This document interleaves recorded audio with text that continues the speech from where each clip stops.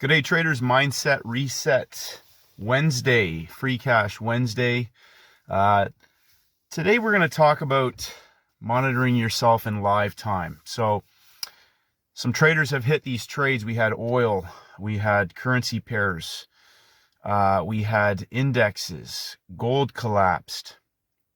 But I want to talk about the main important understanding of what you are actually looking for in live time. So there are some traders who have really struggled, and I've tried to break this down as simple as possible into, as I reinforce, there are only two trade setups. There are pump and dumps and dump and pumps.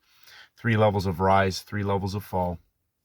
But then understanding timings, levels, behavior of price. So trying to identify the best candidate in the session that you're trading. Obviously, the indexes, oil and gold, potentially have more volatility. There are basic dump and pump templates on shorter time frames for 3 levels of drop, 75 pips on any given day on a currency, on gold, on oil. Same thing with the pump and dump, 3 levels of rise. But as the template, Monday, Tuesday, Wednesday, hive week, hive year, hive month, we started a new month. Stepping back and just being patient and waiting. And so I did a video on the weekend. I talked about just focusing on New York Open. And that forces traders to not do anything. And the reason why that is because many traders are getting into the market as soon as it starts moving, and they're chasing the impulses. They're getting stopped out. They can't figure out what's happening. But New York's not even open yet. The market's not even open yet. Now, I know that oil starts basically at 9 o'clock. The old NYMEX markets, the pip markets started, I believe, at 9 a.m. Gold, 8:30. But the New York markets have not opened. They don't open till 9:30. And so several traders are getting chopped up before New York even opens. And as one trader said to me today, how are you seeing these trades? I just sat there this morning and waited and looked at all 3 indexes until one of them was coiled. And I particularly would prefer to trade NASDAQ over the S&P. And given the best setup, I'll take the DJ30 over all 3 of them, or over the other 2, because that's just what I'm comfortable with. When the DJ30 is set up for long trades, I like that better. When it's set up for short trades, I like shorting the NASDAQ. It depends on what the setup is. But 9:30, we already had markets. We had day 1 shorts in the market. The market broke down. I put all 3 indexes on there, peak formation, high, peak formation, low. But we had a market that broke down through the low of the day on NASDAQ. The 1 hour's down, lower lows, lower highs. They pumped it up, but it didn't drive down. So yesterday, if you go back and look at the DJ30 chart, they drove it down into the low and brought it up and went sideways into the open of New York. That's on a smaller time frame. That's the coil for the explosive move up. It was exactly the opposite today on a market that's broken out on day 2 breakouts. So we got an opening range breakout, and I'll talk about that in a second. And that market just collapsed to the low of the day and then coiled again and had a 3rd hour explosion down through the low and continued to go lower, which if you go back and look at those daily charts, we had gaps from last month's breakout, high of the month breakout. We're in a new month, a new timing cycle. So what I'm struggling with in talking to some of these traders is that when the market opens and the market's coiled on the smaller time frame inside of the EMA, and we have other time frame traders in the market on day 3, you only have one choice in where you can trade. The EMA, out of the playbook, you can only trade in one direction. And as I said to one trader, you have 3 choices: buy, sell, or do nothing. And when it's set up, it's either going to be a pump and a dump for a sell setup, or a dump and a pump for a buy setup. So if you're struggling and you're not getting these trades, number one, I'm going to suggest this: you're not actually doing what you're supposed to be doing. And what I mean by that is you're not waiting for 3 levels. You're not looking for a pump and a dump. You're chasing the momentum, which is the pump, or you're chasing the momentum, which is the dump. And then you're getting caught. Because otherwise, there's no reason why, if you stand back and wait for the news to go, wait for the first hour to go, wait for the second half hour to go until New York Open. If you only traded that one trade, gold, oil, indexes. Well, sorry, oil was at 10:30 inventories report. So that was a 3rd hour opportunity. It went vertical after the big pin. Up top, it went straight down. It was a measured move. So if there's major red news, 1st hour, don't trade it. If you're not consistent, don't even worry about the news. Just wait for New York Open. That is the most conservative approach that I can suggest for you. Because the currencies, we had, I didn't trade this, but one trader, sent me, told me about the Euro Swiss. I went and looked at it. Monday's opening range, 3 levels of rise, 75 pips. Wednesday, parabolic move, straight down through the low of the day, 50 pips. There were other ideal candidates. There's been low-hanging fruit, British pound, euro, Aussie dollar, New Zealand dollar, US CAD. So you need to go back and study the playbook, and you need to stop trading if you're not consistent. I keep saying this, stop trading, because you're beating yourself up, and there's easy money laying on the floor in the corner. If you don't feel right about something, don't trade it. Wait, just stand back and wait. And it's either going to be a collapse. We're on day 2 of the month, but it's Wednesday, the midpoint of the week, day 1, day 2, day 3. And without fail, there's parabolic moves today. Huge parabolic moves on Wednesday, day 3, free cash Wednesday.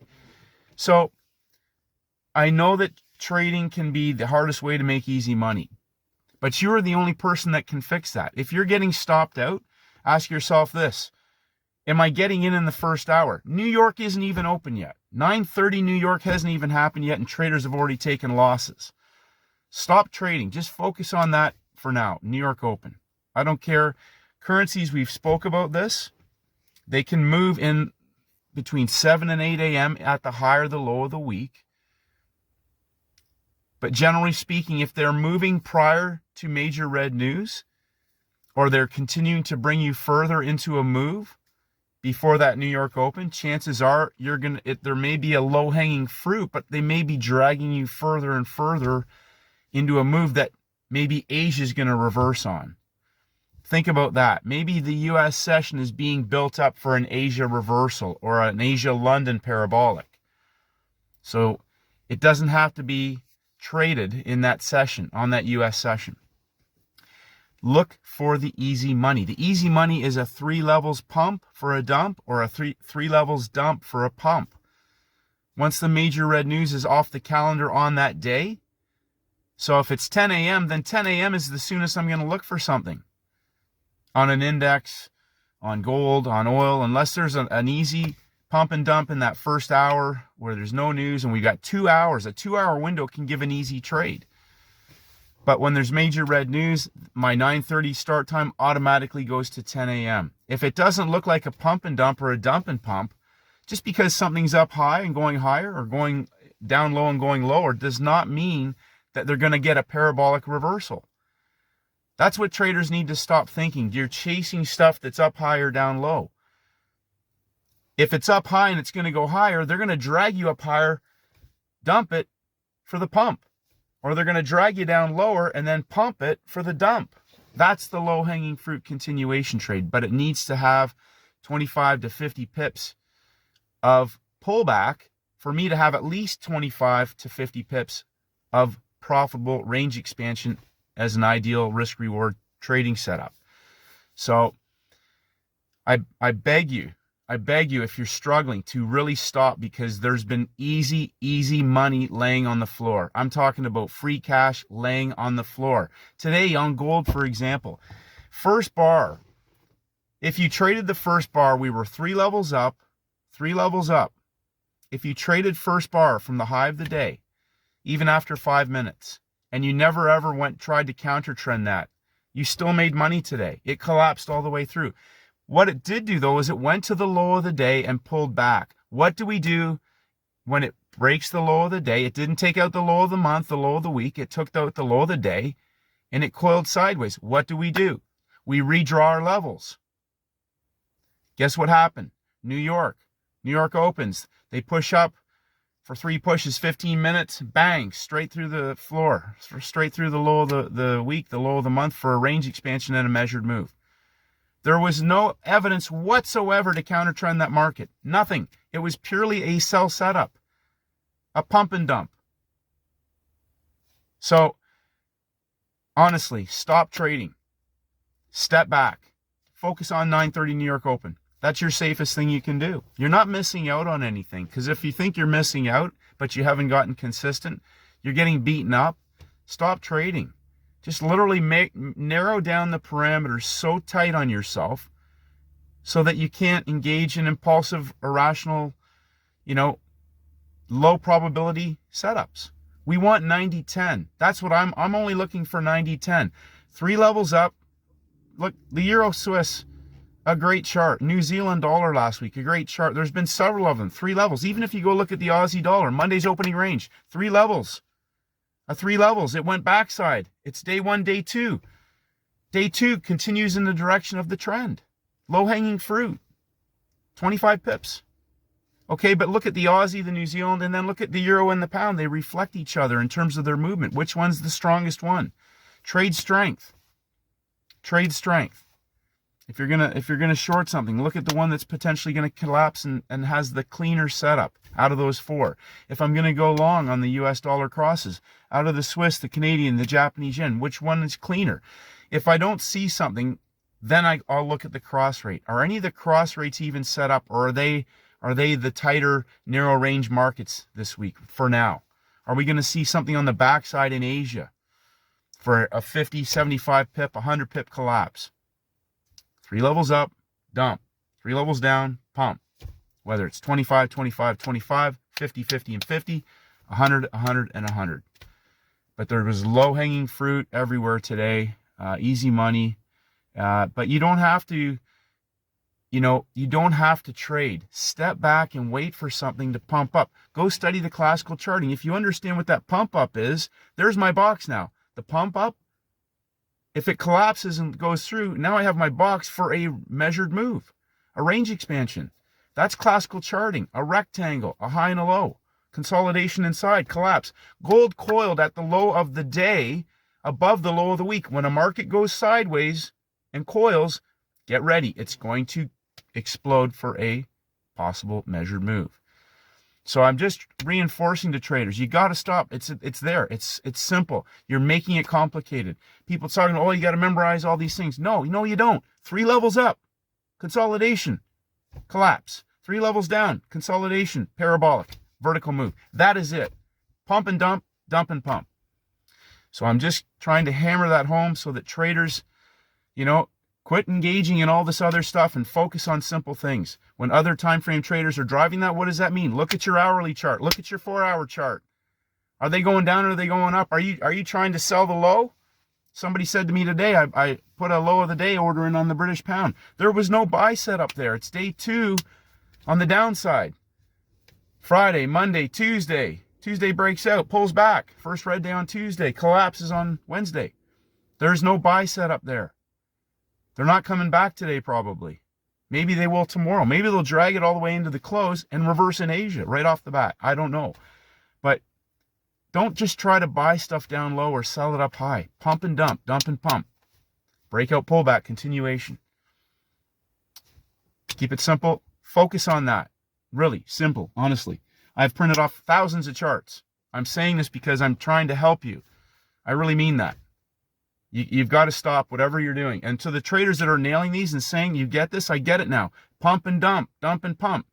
Yesterday, they pumped it up and dumped it into the low in the DJ30, pulled it up and went sideways right at New York Open for an explosive parabolic long trade. Today, they held it up there, broke it down, pumped into the high, and then collapsed it down for a measured move because it's rolling over. Go look at your charts. 1% better every single day. It's a winnable game. You can do this. You can do this, traders. Have a great day. Get out and get some sunshine. Keep it simple. Focus on 9:30 New York. Pump and dumps, dump and pumps. If you're trading the currencies, London, Asia, same thing. Middle hour. Look for that opportunity. First hour puts a higher low and maybe they drag you into the wrong direction. Day 3, we might see a parabolic move on Friday, reversal or trend trade. That's all we're ever looking for. Day 3, parabolic reversal, parabolic trend trade. You had 2 choices today if you were going to trade. Continuations, reversals. A broken down market, continue to break down. A market that's breaking higher, pulls back, continues to trend higher. Timings, levels, behavior, price. Love you. Have a great day.